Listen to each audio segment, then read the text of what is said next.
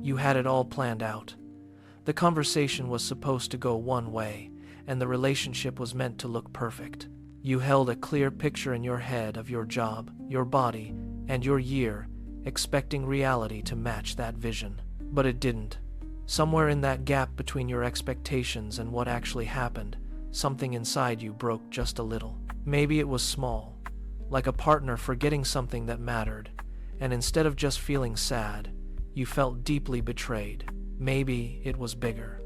You did everything right, worked hard, and stayed loyal, yet life still failed to reward your efforts. Now, there is a quiet resentment sitting in your chest, and you do not even know who to direct it toward. Here is what nobody tells you. The pain you feel right now is not coming from the event that actually occurred. It is coming from the distance between what happened and what you expected to happen, a space filled with silent tension.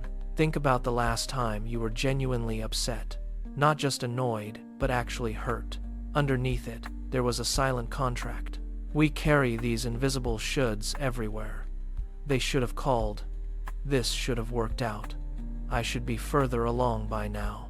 We walk around with hundreds of these invisible contracts, and we never notice them until life finally breaks one of them. The cruelest part is that we do this to the people we love most, demanding they fit into our rigid internal scripts. We expect our parents to finally understand us. We expect our kids to turn out a certain way, ignoring their own paths. We expect our best years to feel exactly like we imagined when we were 19, clinging to a ghost of the past. Every one of those expectations is a debt we are demanding the world repay, even though the world never signed the agreement. So, we suffer twice. Once when things do not go our way, and again, every time we replay the scene in our minds. We spend our energy arguing with a version of reality that was never going to exist, draining our own emotional reserves. If you have ever asked yourself why this hurts so much more than it should, this is the hidden reason why. You are not just grieving the event itself. You are grieving the story you had already written in your own head. Here is the shift that changes everything. Expectations are not predictions. They are actually demands masquerading as simple hopes. A prediction says this might happen, but an expectation says this must happen, or else something is fundamentally wrong here. The moment you turn might into must, you have quietly handed your peace of mind over to things you cannot control. You have surrendered your happiness to other people, to timing, to circumstance, and to the unpredictable nature of pure luck. The Stoics understood this over 2,000 years ago. Epictetus put it simply: people are disturbed by their judgments about things. He was not saying pain is not real. He was pointing at something sharper, that much of our suffering is self-manufactured. It is built in the space between what is and what I insisted should be, a gap created by our own minds. Buddhist psychology arrives at the same truth from a different direction, calling this tanha, or craving for how things should unfold. This is not desire itself, which is natural and useful, but the rigid clinging to a specific outcome as the only acceptable one. Attachment is not the same as caring. You can care deeply about something without demanding the universe deliver it on your terms. Here is the part that usually lands hardest. Expectations are really just control in disguise, a way to manage our deep uncertainty. We create them because uncertainty is uncomfortable, and a firm expectation feels like solid ground beneath our tired feet. If I expect this to happen, it feels less scary than admitting I actually have no idea what is going to happen. So we trade our peace for the illusion of certainty, and then we are shocked when reality does not follow the script. This is why the same event can devastate one person and barely register with another. It was never about the event.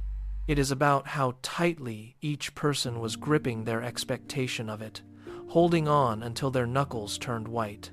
Suffering, then, is not a signal that life is unfair. Most of the time, it is a signal that you are still negotiating. You are trying to negotiate with reality after reality has already ruled. wasting time on a case that is already closed. So what is the alternative? It is not becoming numb, and it is not pretending that you do not care at all. It is not lowering your standards so far that nothing moves you anymore. It is about changing your internal relationship to outcomes. The alternative is trading expectation for preference, a subtle but profound shift in how you view your own desires. A preference says, "I would love for this to happen. I will work toward it, and if it fails, I will be okay." An expectation says, "This has to happen, or I fall apart." It is the same desire, but a completely different relationship. One leaves room for reality to surprise you, while the other demands that reality obey you, which it rarely ever does. This is the quiet power move almost nobody talks about. You can want something intensely and still hold it very loosely. Wanting and gripping are not the same muscle. Ambition does not require entitlement, and love does not require any guarantees. You can pour everything into a relationship, a goal, or a dream, and still release your fists around the specific outcome. Notice what happens the moment you do this. The anxiety that lived in "what if it doesn't happen" starts to quiet down. There is no longer a fixed outcome your peace is chained to, so you stop bracing for the inevitable disappointment. Disappointment is not the enemy anymore. The rigid demand was the enemy all along, keeping you trapped in a cycle. This does not mean life stops hurting. People will still let you down, and plans will still fall apart eventually. But there is a difference between clean pain, the natural sting of loss, and the compounded suffering of being furious at reality. Clean pain moves through you like a wave, but compounded suffering sets up camp and refuses to leave your mind. There is something even more freeing underneath all of this.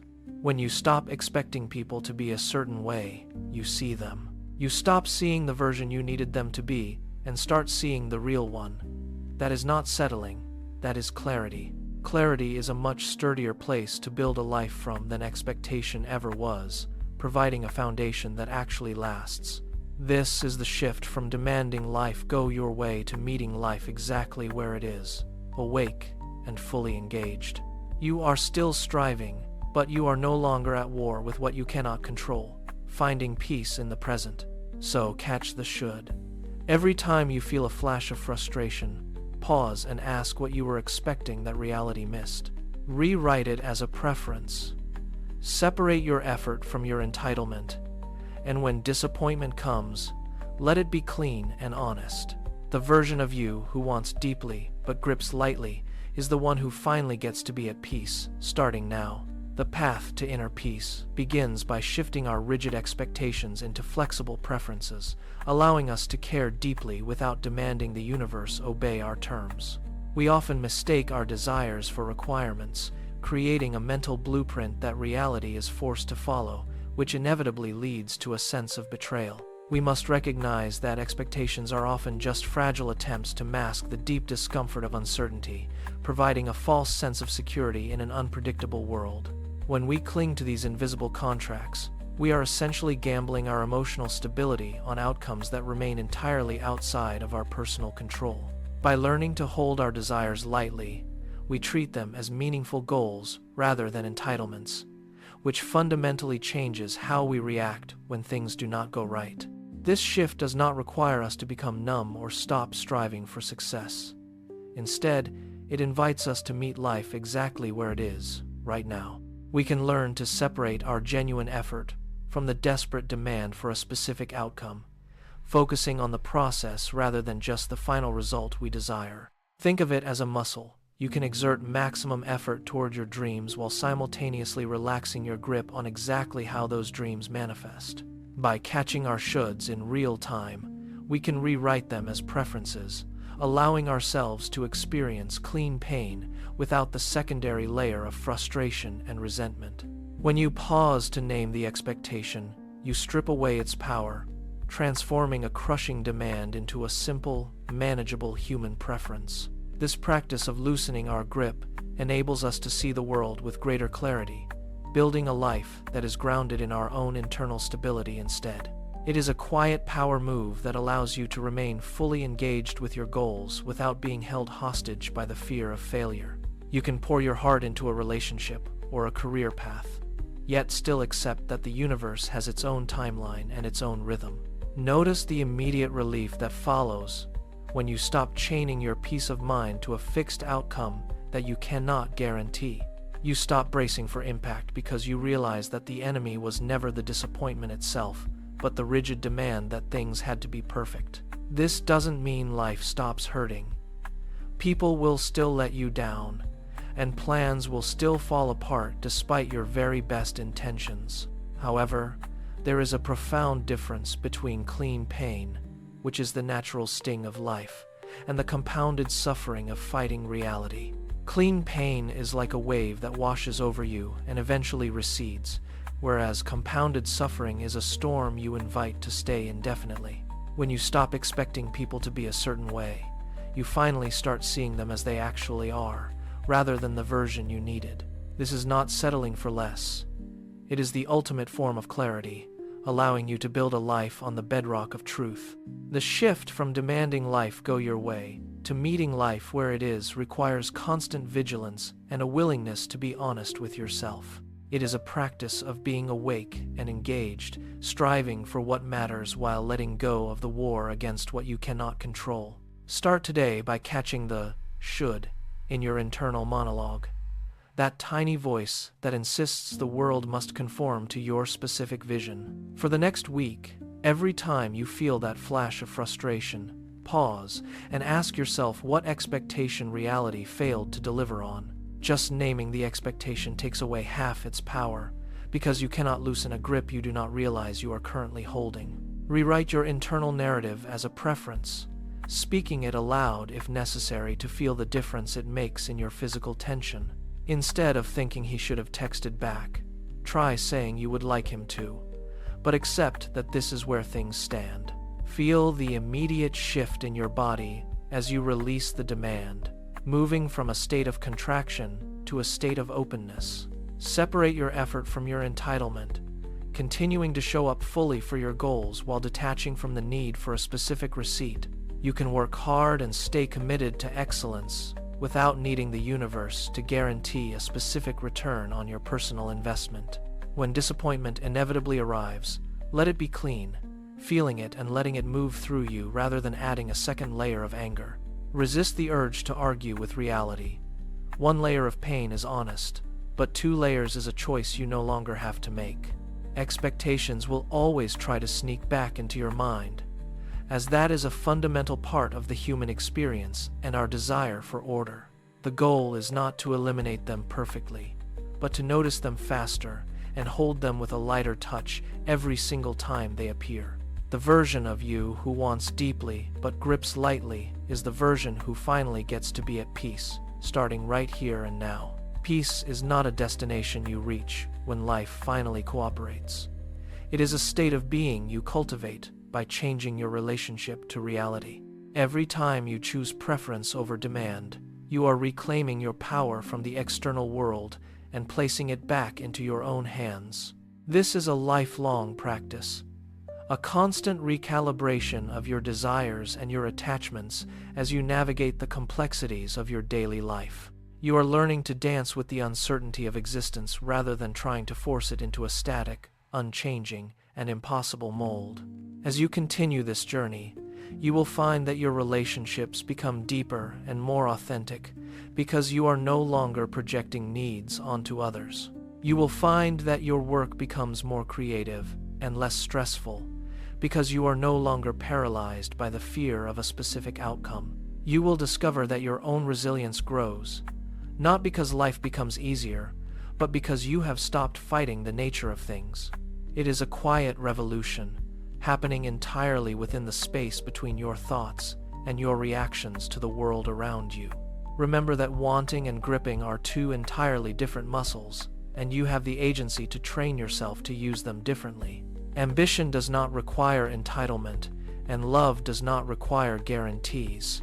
You can have both while remaining completely free from the need for control. Notice how the anxiety that used to live in the what-if scenarios begins to quiet down when your peace is no longer chained to an outcome. You are building a foundation of internal stability that no external event can easily shake, regardless of how chaotic the world may seem.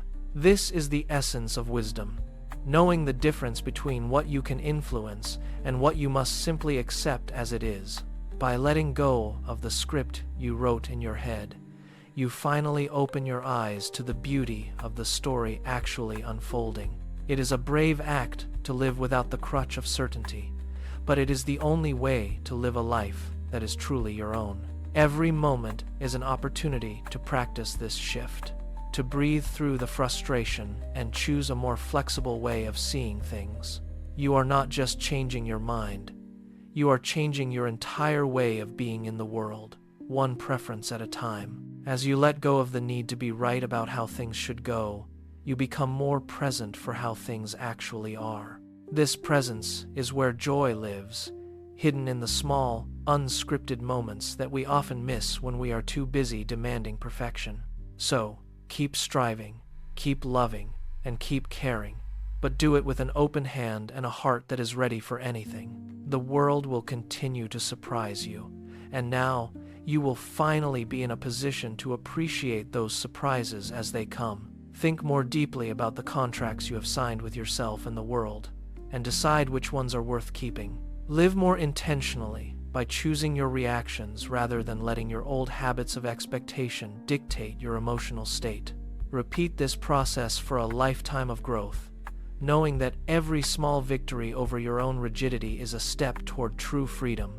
Join the journey toward a wiser, calmer, and more meaningful life, and subscribe to continue exploring these truths with us every week.